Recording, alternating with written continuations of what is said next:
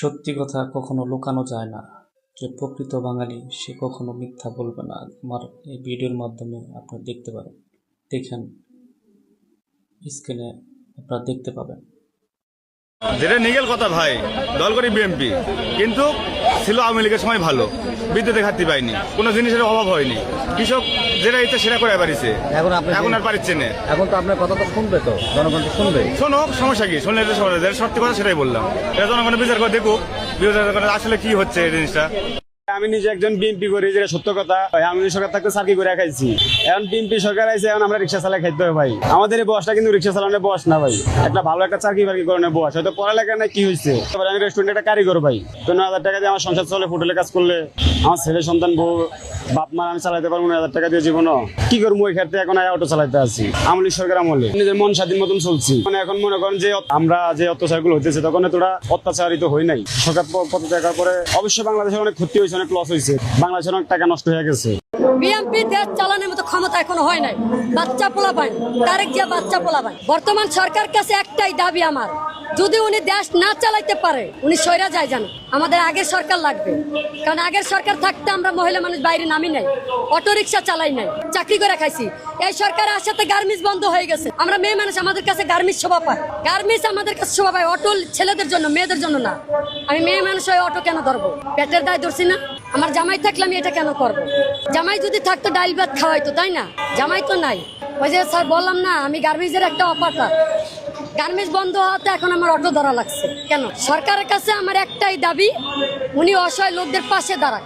ছিনতাইকার বন্ধ করো, সন্ত্রাস বন্ধ করো, দেশে মাদক বন্ধ করো। আর যদি সেটা না পারে উনি সইরা যায় জানো।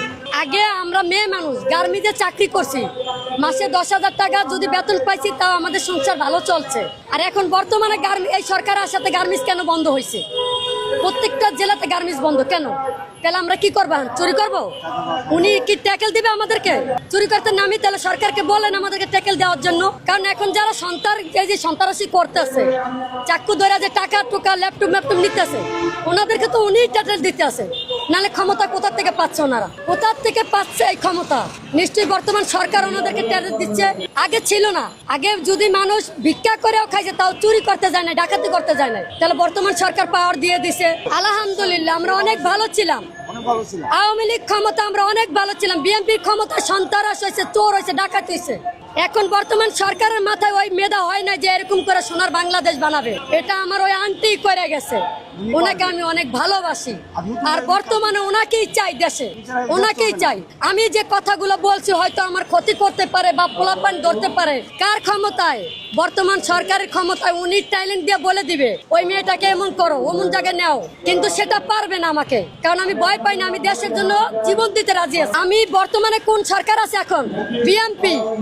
ইনশাল্লাহ ওনারা হলো চোর, ভয়ে ওনারা এখন বর্তমান সরকারে। কিন্তু এখানে দেখেন যারা ইয়ে কয় না যে আমি বিএনপি করি, এটা ভুল ধারণা। ওনারা যখন যেই পক্ষ আসে সেই পক্ষই আসে, সেই পক্ষ নিয়ে কথা বলে। কিন্তু আমি আওয়ামী লীগই বলতে আসি, বিএনপি চলবো না। বিএনপি দেশ চালানোর মতো ক্ষমতা এখনো হয় নাই। বাচ্চা পোলা পায়, তারেক জিয়া বাচ্চা পোলা পায়। যে ভিডিওটা আপনারা আমার স্ক্রিনে দেখতে পেলেন, এটা বাস্তব এবং দুঃখের সাথে এই কথাগুলো বলেছে। দেশের বর্তমান পরিস্থিতি যা, তাই এখানে তুলে ধরেছে দলমত নির্বিশেষে।